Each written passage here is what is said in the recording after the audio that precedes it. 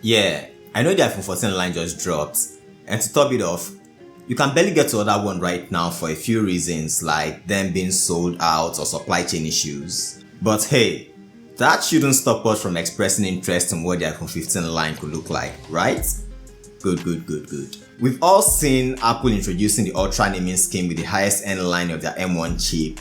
And it is the same thing with the Apple Watch 2 with the introduction of the Apple Watch Ultra. So it won't be surprising if Apple introduces an even higher end model with the iPhone 15 called the iPhone 15 Ultra. Either that or, according to McGorman, Apple might just replace the Pro Max name with Ultra, which I think is great because that would make it easier to say than iPhone 15 Pro Max.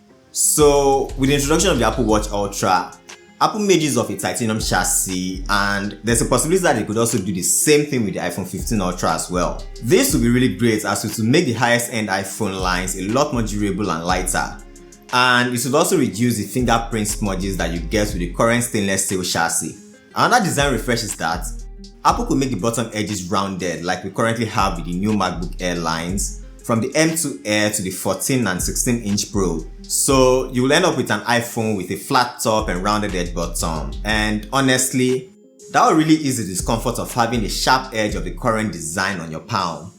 There's also rumors that Apple could possibly use a solid state volume and power button, which I'm absolutely against, and this is just a personal bias. So Apple introduced a solid state button with the iPhone 7 where instead of having a button that depresses whenever you press it, what you get instead is a haptic feedback that mimics pushing the button. And this was good for the home button because there are times when the home button gets stuck when pressed, and it also helps with making the phone more water resistant. Apple also uses the same solid state mechanism on the trackpad of their laptops, and the haptics is so good that you will never know that it's just a solid slab that doesn't move when pressed. But I see no reason why Apple should want to do this with the volume and power buttons, because it just makes no sense to me, to be honest. Certainly can't be because they want to make the phone more water resistant.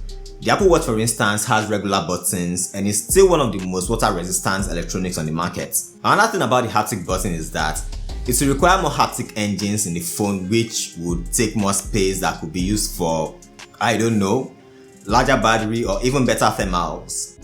The EU seems to have pushed Apple into complying with their USB-C mandates, and to be honest, I'm not even mad about it. We can finally get to use a single cord across the entire Apple ecosystem, or even cross over from the Android ecosystem without having to worry about getting new cables. But the somewhat great news might come with a catch, because as great as unified charging port sounds, USB-C is probably the most fragmented standard ever when it comes to both charging and data transfer. The fact that your device has a USB-C port doesn't mean it can take advantage of the high transfer speeds if the USB-C port is only USB 2.0. Same goes for charging as well. Some USB-C cables are meant for data transfer alone and not charging, while some are meant for charging alone and not data transfer. You have USB 2.0, USB 3, 3.1, 3.2, Thunderbolt, USB 4.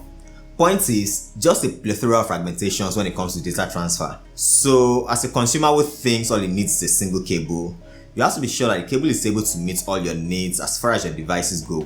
Now, I said all this to say, Apple could potentially limit the USB-C ports on the regular iPhone 15 to USB 2.0 and give the Pro or Ultra version a much better USB 3.2 or Thunderbolt. I mean, they did it with the 10th gen iPad they just released, where they changed the lightning port to USB-C but made it USB 2.0, which is limited to transfer speeds of 480 megabits per second. Meanwhile, the iPad Pro has USB 4 and Thunderbolt 3 supports that can transfer files for up to 40 gigabits per second, which is almost 100 times the speed of USB 2.0.